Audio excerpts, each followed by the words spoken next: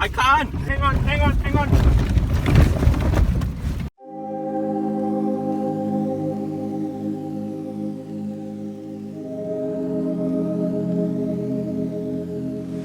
Morning guys, so as you can see, we're with the new Mitsubishi Tritons now. There are all 6 of them. We're in Kota Kinabalu, Sabah. We're going to go for a whole day of drive with a mix of off-road and gravel conditions and even tarmac. We're going to try out the automatic variants and the manual variants.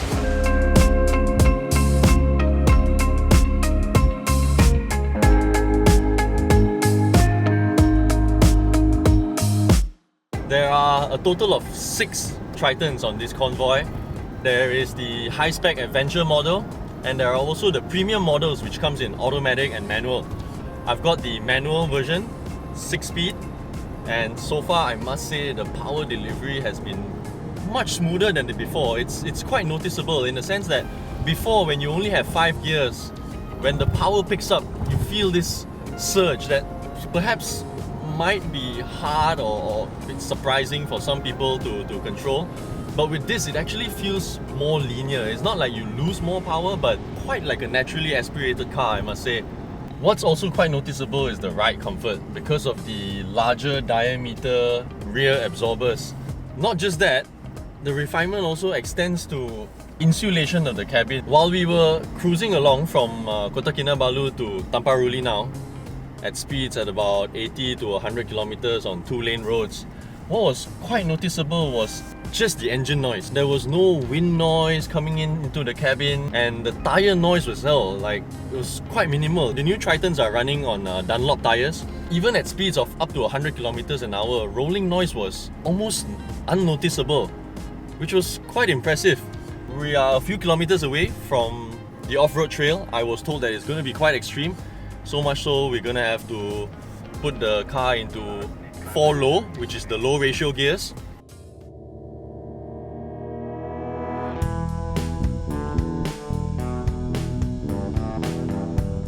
Right, so as I said earlier, we were heading to the off-road trail. We have just arrived.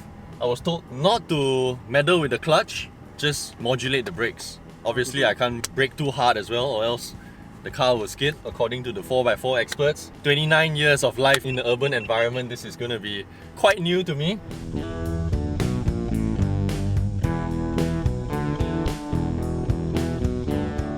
Wow, this is some proper off-road stuff, check it out.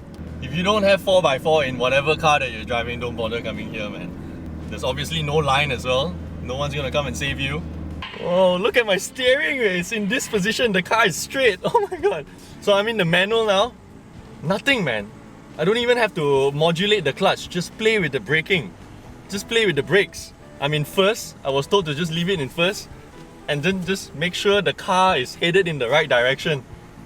I really appreciate the fact that they brought us here to try it out in the real conditions, as opposed to coming up with sort of obstacles in urban areas. I mean, this is the way to go, man. How else to try a pickup than in its real habitat? Oh, sideways. Oh, look at the Triton in front. Holy crap.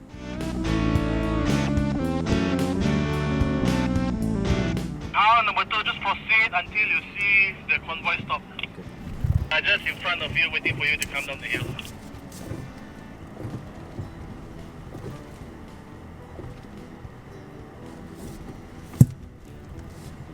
Oh my god. Slowly, slowly. You try to stop the car first. Try to stop the car first. I can't! We can't! Hang on!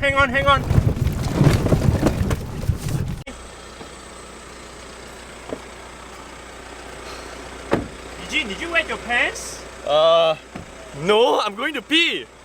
Are you sure? Okay, so all 6 cars from the convoy have safely descended from a very, very steep and slippery slope, and I can tell you the hill descent control absolutely did its job for the automatic ones. For those with the manual transmission, 2 of the Tritons, it was a little bit trickier than usual. really reliant on driver skill, and considering none of us are experienced off-roaders, the car mostly did the job for us. We're just glad to arrive safely at the bottom of the hill in one piece.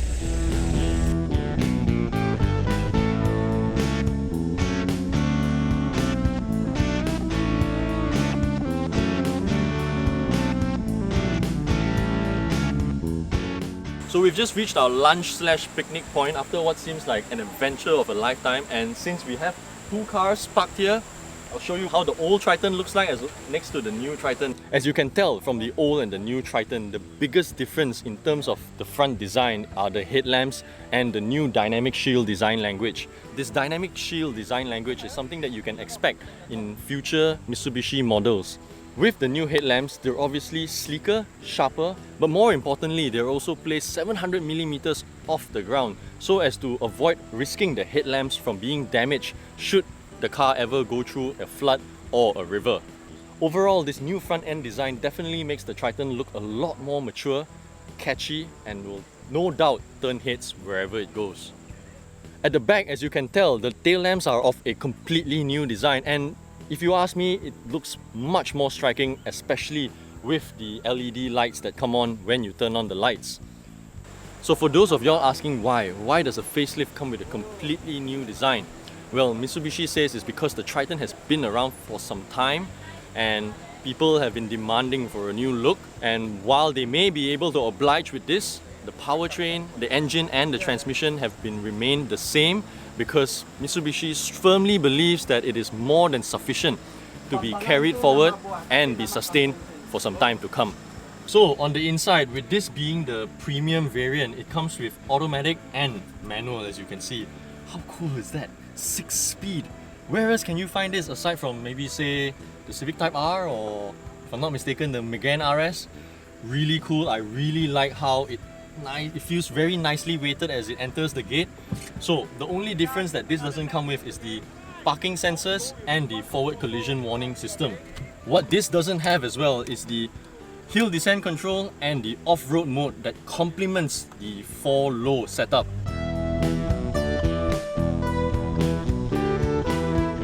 So I guess you guys realize that there's been a change of attire. Changed my t-shirt, I've also changed my pants for reasons I really do not want to discuss.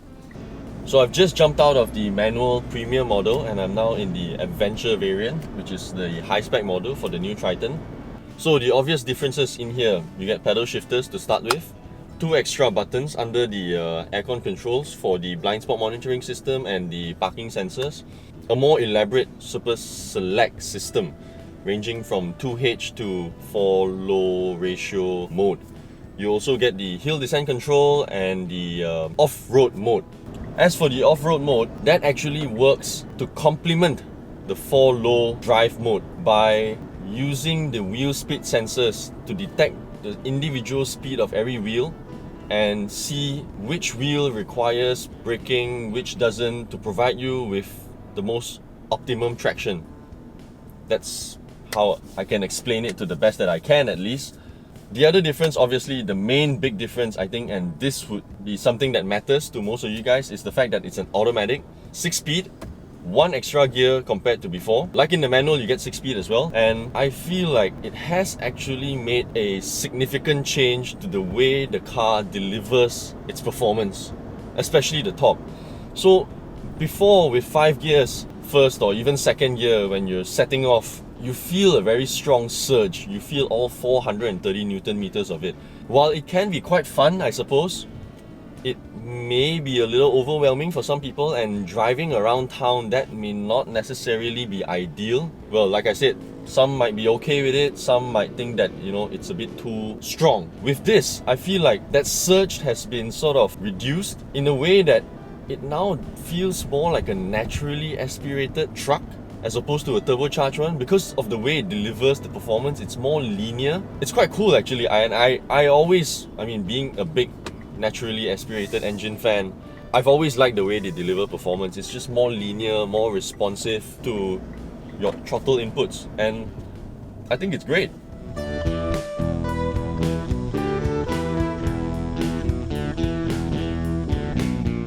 All in all, you wouldn't be blamed for thinking that this is an all-new pickup because they've improved the car in more ways than one in almost every aspect possible. Well, except for the engine output and the largely familiar interior, like I've said earlier. Every other way, in terms of it delivering performance, smoother, less of a turbo surge with that one extra gear, optimizing the engine's output, the dampers, larger diameter, lesser roll, better ride comfort along the undulations of the road, better brakes, more progressive, more linear now.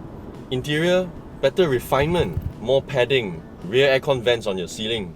Oh, but they've really got to change the head unit, man. Like, I don't understand this.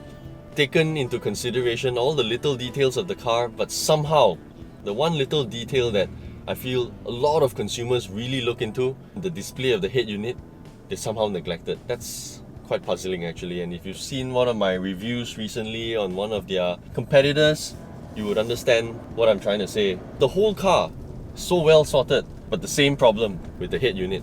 So by the time you watch this, the new Triton would have already been launched. Do look into the details and see if this car is for you, as GC likes to say.